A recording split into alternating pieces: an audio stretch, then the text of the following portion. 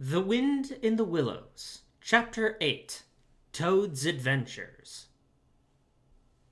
When Toad found himself immured in a dank and noisome dungeon, and knew that all the grim darkness of a medieval fortress lay between him and the outer walls of sunshine and well-metalled high roads where he had lately been so happy, disporting himself as if he had brought up every road in England, he flung himself at full length on the floor and shed bitter tears, and abandoned himself to dark despair. "This is the end of everything," he said. "At least this is the end of the career of Toad, which is the same thing. The popular and handsome Toad, the rich and hospitable Toad, the Toad so free and careless and debonair. How can I hope to ever be set at large again?" he said. "Who have been imprisoned so justly for stealing so handsome a motor car in such an audacious manner, and for such lurid and imaginative cheek bestowed upon such a number of fat, red-faced policemen?" Here his sobs choked him. "Stupid animal that I was," he said. "Now I must languish in this dungeon, till people who were proud to say they had known me have forgotten the very name of Toad. Oh, wise old badger," he said. "Oh, clever, intelligent rat and sensible mole. What sound judgments, what a knowledge of men and matters you possess. Oh, unhappy and forsaken Toad." With lamentations such as these, he passed his days and nights for several weeks, refusing his meals or intermediate light refreshments, though the grim and ancient jailer, knowing that Toad's pockets were well lined, frequently pointed out that many comforts, and indeed luxuries, could by arrangements be sent in, at a price, from outside. Now, the jailer had a daughter, a pleasant wench and good-hearted, who assisted her father in the lighter duties of his post. She was particularly fond of animals, and besides her canary, whose cage hung in a nail in the massive wall of the keep by day, to the great annoyance of prisoners who relished an after-dinner nap, and was shrouded in an anti-mascar on the parlor table at night, she kept several piebald mice and a restless revolving squirrel. This kind-hearted girl, pitying the misery of Toad, said to her father one day, "Father, I can't bear to see that poor beast so unhappy, and getting so thin. You've let me have the managing of him. You know how fond of animals I am. I'll make him eat from my hand, and sit up and do all sorts of things." Her father replied that she could do what she liked with him. He was tired of Toad, and his sulks, and his airs, and his meanness. So that day she went on her errand of mercy, and knocked on the door of Toad's cell. "Now, cheer up, Toad," she said coaxingly on entering, "and sit up and dry your eyes, and be a sensible animal. And do try to eat a bit of dinner. See, I brought you some of mine, hot from the oven." It was Bubble and Squeak, between two plates, and its fragrance filled the narrow cell. The penetrating smell of cabbage reached the nose of Toad as he lay prostrate in his misery on the floor, and gave him the idea for a moment that perhaps life was not such a blank and desperate thing as he had imagined. But still he wailed and kicked with his legs and refused to be comforted. So the wise girl retired for the time, but, of course, a good deal of the smell of hot cabbage remained behind, as it will do, and Toad, between his sobs, sniffed and reflected, and gradually begun to think new and inspiring thoughts, of chivalry and poetry, and deeds still to be done, of broad meadows and cattle browsing in them, raked by sun and wind, of kitchen gardens and straight herb borders, and warm snapdragon beset by bees, and of the comforting clink of dishes set down on the table at Toad Hall, and the scrape of chair legs on the floor as everyone pulled himself up close to his work. The air of the narrow cell took a rosy tinge. He begun to think of his friends, and how they would surely be able to do something of lawyers and how they would have enjoyed his case, and what an ass he had been not to get in a few, and lastly, he thought of his own great cleverness and resource, and all that he was capable of if he only gave his great mind to it. And the cure was almost complete. When the girl returned, some hours later, she carried a tray with a cup of fragrant tea steaming on it, and a plate piled up with very hot buttered toast, cut thick, very brown on both sides, with butter running through the holes in it in great golden drops, like honey from the honeycomb.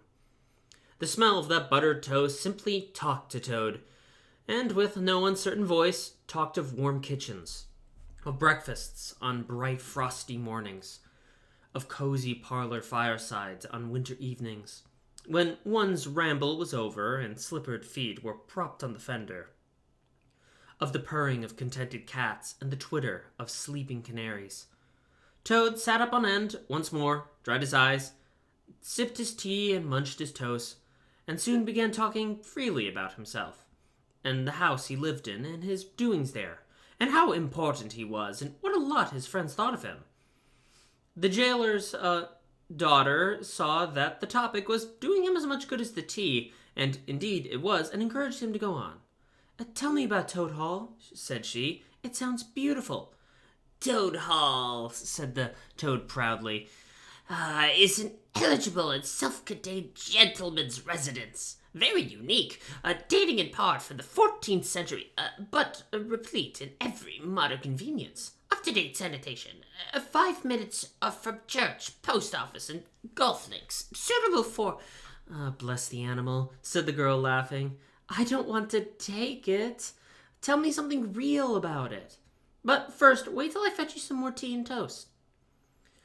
She tripped away, and presently returned with a fresh trayful, and Toad, pitching into the toast with avidity, his spirits quite restored to their usual level, told her about the boathouse, and the fish pond, and the old walled kitchen garden, and about the pigsties, and the stables, and the pigeon house, and the hen house, and about the dairy, and the wash house, and the china cupboards, and the linen presses.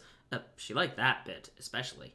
And about the banqueting hall, and the fun they had there with the other animals were gathered round the table, and Toad was at his best, singing songs, telling stories, and carrying on generally.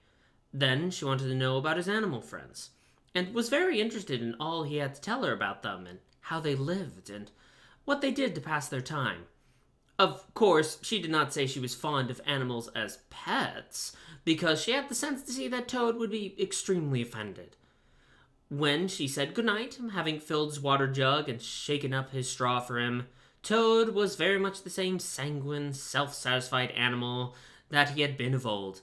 He sang a little song or two, of the sort he used to sing at his dinner parties, curled himself up in the straw, and had an excellent night's rest, and the pleasantest of dreams. They had many interesting talks together after that, as the dreary days went on, and the jailer's daughter grew very sorry for Toad, and thought it was a great shame that a poor little animal should be locked up in prison for what seemed to her a very trivial offense. Toad, of course, in his vanity, thought her interest in him proceeded from a growing tenderness, and he could not help half regretting that the social gulf between them was so very wide, for she was a comely lass, and evidently admired him very much. One morning the girl was very thoughtful, and answered at random, and did not seem to Toad to be paying proper attention to his witty sayings and sparkling comments. "Toad," she said presently, "just listen, please. I have an aunt who is a washerwoman." There, said Toad, graciously and affably. Never mind, think no more about it. I have several aunts who ought to be washerwomen. "Do be quiet a minute, Toad," said the girl. "You talk too much. That's your chief fault. And I'm trying to think, and you hurt my head. As I said, I have an aunt who is a washerwoman. She does the washing for all the prisoners in this castle. We try to keep any paying business of that sort in the family, you understand. She takes out the washing on Monday morning and brings it in on Friday evening. This is a Thursday. Now, this is what occurs to me. You're very rich. At least you're always telling me so. and she's very poor. A few pounds won't make any difference to you, and it would mean a lot to her. Now, I think if she were properly approached, squared, I think the word you animals use, you could come to some arrangement by which she would let you have her dress and bonnet and so on, and you could escape from the castle as the official washerwoman. You're very alike in many respects, particularly about the figure. We're not, said the toad in the huff. I have a very elegant figure for what I am. So has my aunt, replied the girl, for what she is. But have it your own way, you horrid, proud, ungrateful animal, when I'm sorry for you and trying to help you. Yes, that's all right. Thank you very much indeed, said the toad hurriedly.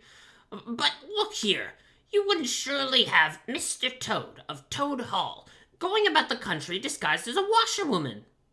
Then you can stop here as a toad, replied the girl with much spirit. I suppose you want to go off in a coach and four? Honest Toad was always ready to admit himself in the wrong. You are a good, kind, clever girl, he said, and I am indeed a proud and stupid toad. Introduce me to your worthy aunt, if you would be so kind, and I have no doubt that the excellent lady and I will be able to arrange terms satisfactory to both parties. Next evening, the girl ushered her aunt into the toad's cell, bearing his week's washing pinned up in a towel.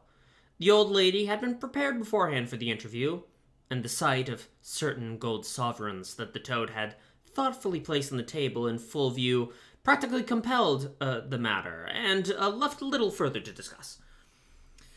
In return for his cash, Toad received a cotton print gown, an apron, a shawl, and a rusty black bonnet. The only stipulation that the old lady had made is that she should be gagged and bound and dumped down in the corner. By this not very convincing artifice, she explained, aided by picturesque fiction in which she could supply herself, she hoped to retain her situation, in spite of the suspicious appearance of things. Toad was delighted with the suggestion. It would enable him to leave the prison in some style, and with his reputation for being a desperate and dangerous fellow untarnished, and he readily helped the jailer's daughter to make her aunt appear as much the possible victim of circumstances over which she had no control. Now it's your turn, Toad. Take off that coat and waistcoat of yours. You're fat enough as it is. Shaking with laughter, she proceeded to hook and eye him into the cotton print gown, arranged the shawl with a professional fold, and tied the strings of the rusty bonnet under his chin. You're the very image of her, she giggled. Only I'm sure you never looked half so respectable in all your life before. Now, goodbye, Toad, and good luck. Go straight down the way you came up, and if anyone says anything to you, as they probably will, being but men, you could chafe back a bit, of course, but remember you're a widow woman, quite alone in the world, with a character to lose. With a quaking heart, but as firm a footstep as he could command, Toad set forth cautiously on what seemed to be a most harebrained and hazardous undertaking. But he was soon agreeably surprised to find how easy everything was made for him, and a little humbled at the thought of both his popularity and the sex that seemed to inspire it were really another's. The washerwoman's squat figure in its familiar cotton print seemed a passport for every barred door and grim gateway. Even when he hesitated, uncertain as to the right turning to take, he found himself helped out of his difficulty by the warder at the next gate, anxious to be off to his tea, summoning him to come along sharp and not to keep him waiting there all night.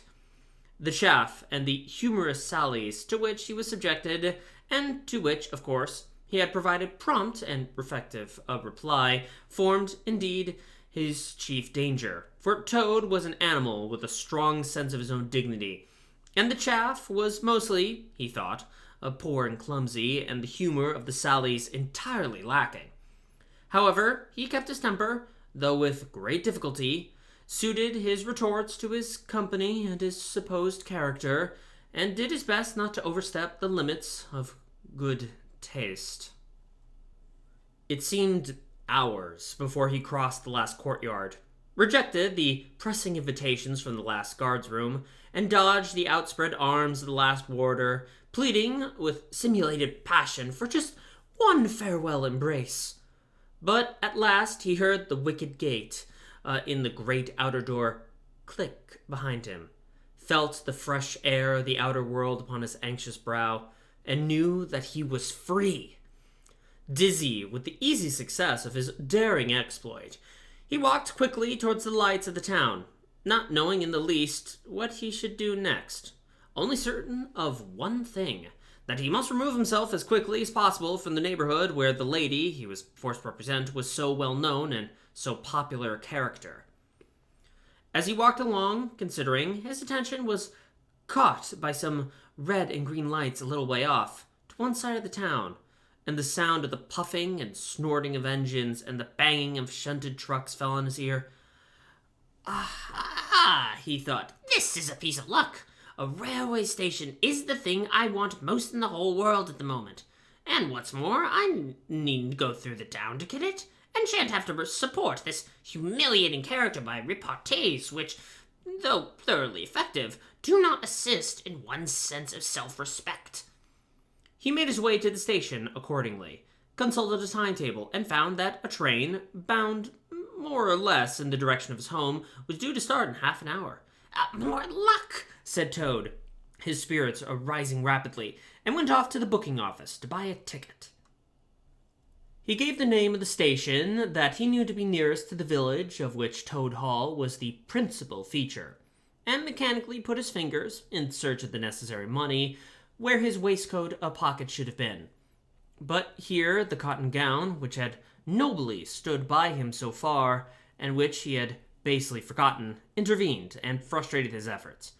In a sort of nightmare, he struggled with the strange, uncanny thing that seemed to hold his hands, turn all musculature strivings to water, and laugh at him all the time, while other travelers, forming up in a line behind, waited with impatience, making suggestions of more or less value and comments of more or less stringency and point. At last, somehow, he never rightly understood how, he burst the barriers, attained the goal, arrived at where all waistcoat pockets are eternally situated, and found not only no money, but no pocket to hold it, and no waistcoat to hold the pocket. To his horror, he recollected that he had left both coat and waistcoat behind him in his cell, and with them his pocketbook, money, keys, watch, matches, pencil case, all that makes life worth living, all that distinguished the many-pocketed animal, the lord of creation, from the inferior one-pocketed or no-pocketed productions that hop or trip about permissively, unequipped for the real contest. In his misery, he made one desperate effort to carry the thing off, and with a return to his fine old manner, a blend of the squire and the college don, he said, "Look here, I find I've left my purse behind. Just give me that ticket, will you, and I'll send the money on tomorrow. I'm well known in these parts." The clerk stared at him, and the rusty black bonnet a moment, and then laughed. "I should think you were pretty well known in these parts," he said, "if you tried this game on often. Here, stand away from the window, please, madame. You're obstructing the other passengers." An old gentleman who had been prodding him in the back for some moments here thrust him away, and, what was worse, addressed him as his good woman, which angered Toad more than anything that had occurred that evening. Baffled and full of despair, he wandered blindly down the platform where the train was standing, and tears trickled down each side of his nose. It was hard, he thought, to be within sight of safety and almost of home, and to be balked by the want of a few wretched shillings, and by the pettifoggedness, mistrustfulness of paid officials. Very soon his escape would be discovered, the hunt would be up, and he would be caught, reviled, loaded with chains, and dragged back to prison. And bread and water and straw, his guards and penalties would be doubled, and oh, what sarcastic remarks the girl would make. What was to be done? He was not swift of foot. His figure was unfortunately recognizable. Could he not squeeze under the seat of a carriage? He had seen the method adopted by schoolboys, when the journey money provided by thoughtful parents had been diverted to other and better ends. As he pondered, he found himself opposite the engine, which was being oiled, wiped, and generally caressed by its affectionate driver, and a burly man with an oil can in one hand and a lump of cotton waste in the other. "Hello, mother," said the engine driver. "What's the trouble? You don't look particularly cheerful." "Oh, sir," said Toad, crying afresh. "I am a poor, unhappy washerwoman, and I've lost all my money and can't pay for a ticket. And I must get home tonight somehow, and whatever I am to do, I don't know. Oh dear, oh dear." "That's a bad business indeed," said the engine driver reflectively. "Lost your money and can't get home. Got some kids, too, waiting for you, I dare say." "Any amount of them," sobbed Toad. "And they'll be hungry, and playing with matches, and upsetting lamps, the little innocents, and quarreling, and going on generally. Oh dear, oh dear." "Well, I'll tell you what I'll do," said the good engine driver. "You're a washerwoman, to your trade, says you. Very well, that's that. And I'm an engine driver, as you well may see. There's no denying that it's terribly dirty work. Uses up a power of shirts, it does, till my missus is fair tired of washing them. If you'll wash a few shirts for me when you get home and send them along, I'll give you a ride in my engine. It's against the company regulations, but we're not so very particular in these out-of-the-way parts." The Toad's misery turned to rapture as he eagerly scrambled up into the cab of the engine. Of course, he had never washed a shirt in his life, and couldn't if he tried, anyhow. He wasn't going to begin, but he thought, "When I get safely home to Toad Hall and have money again and pockets to put it in, I will send the engine driver enough to pay for quite a quantity of washing, and that will be the same thing, or better." The guard waved his welcome flag, and the engine driver whistled in cheerful response, and the train moved out of the station.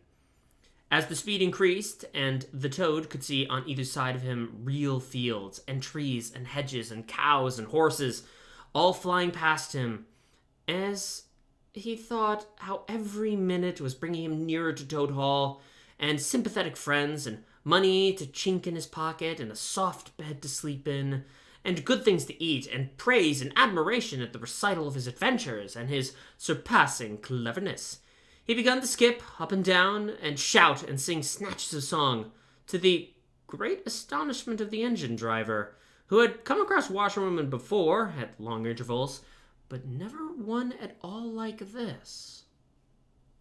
They had covered many and many a mile, and Toad was already considering what he should have for supper as soon as he got home, when he noticed that the engine driver, with a puzzled expression on his face, was leaning over the side of the engine and listening hard. Then he saw him climb into the coals and gaze out over the top of the train. Then he returned and said to Toad, "It's very strange. We're the last train running in this direction tonight, and yet I could sworn I heard another following us."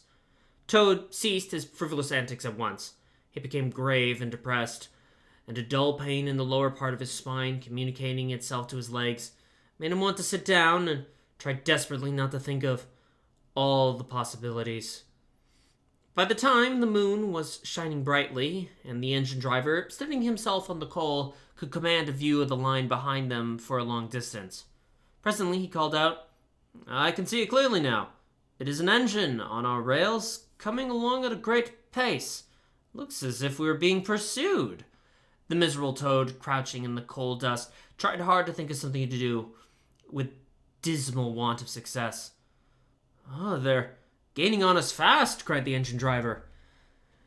"And the engine is crowded with the queerest lot of people. Men like ancient warders waving halberds, policemen in their helmets waving truncheons, and shabbily dressed men in pot hats. Obvious and unmistakable plainclothes detective even at this distance, waving revolvers and walking sticks, all waving and all shouting the same thing. Stop, stop, stop!" Then Toad fell on his knees among the coals and raised his clasped paws in supplication, cried, Save me, only save me, dear kind engine driver. I will confess everything. I am not the simple washerwoman I seem to be. I have no children waiting for me, innocent or otherwise. I am a Toad, the well-known and popular Mr. Toad, a landed proprietor.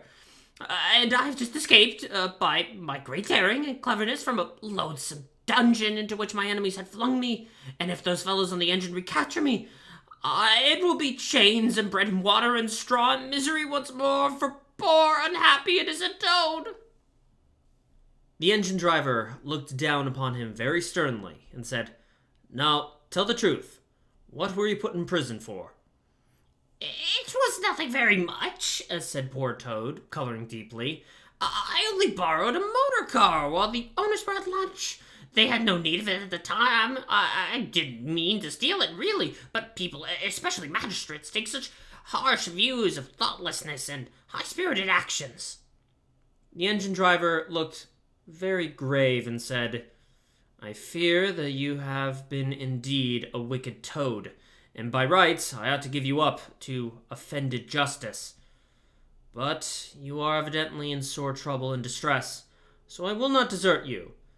I don't hold with motor cars, for one thing, and I don't hold with being ordered about by policemen when I'm on my own engine, for another. And the sight of an animal in tears always makes me feel queer and soft-hearted. So cheer up, Toad. I'll do my best, and we may beat them yet. They piled on more coals, shoveling furiously. The furnace roared, the sparks flew, and the engine leapt and swung.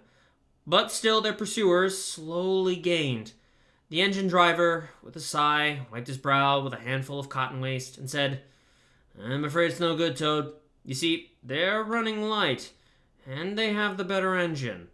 There's just one thing left for us to do, and it's your only chance, so attend very carefully to what I tell you.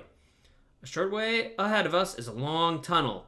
Now, the other side of that line passes through a thick wood. Now, I will put on all the speed I can while we're running through the tunnel, but the other fellows will slow down a bit, naturally, for fear of an accident. When we are through, I will shut off steam and put on brakes as hard as I can. The moment it's safe to do so, you must jump and hide in the wood, before they can get through the tunnel and see you. Then I will go full speed ahead again, and they can chase me if they like, for as long as they like, and as far as they like. Now mind and be ready to jump when I tell you.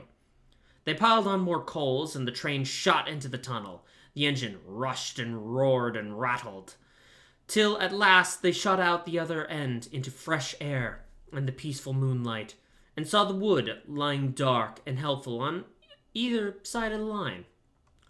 The driver shut off steam and put on brakes, and the Toad got down on the step as the train slowed down to an almost walking pace. He heard the driver call out, Now, jump!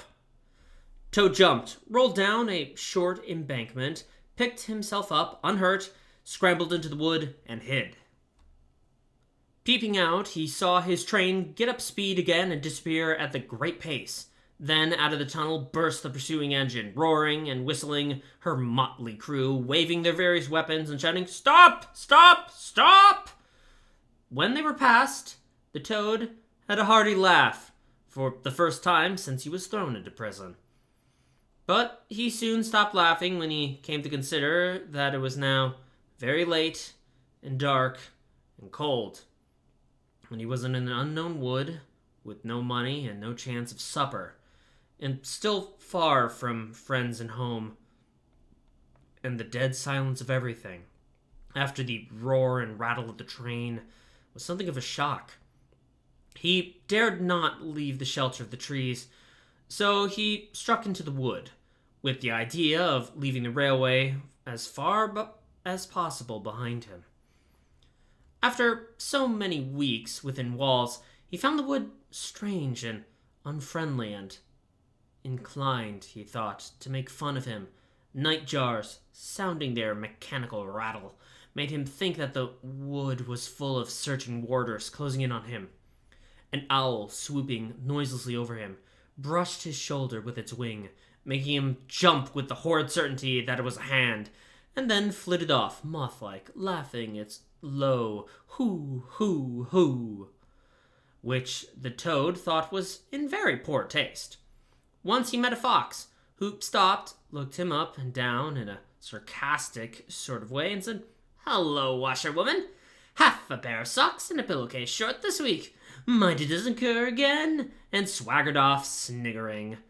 Toad looked about for a stone to throw at him, but could not succeed in finding one, which vexed him more than anything. At last, cold, hungry, and tired out, he sought the shelter of a hollow tree, where, with branches and dead leaves, he made himself as comfortable a bed as he could, and slept soundly till the morning.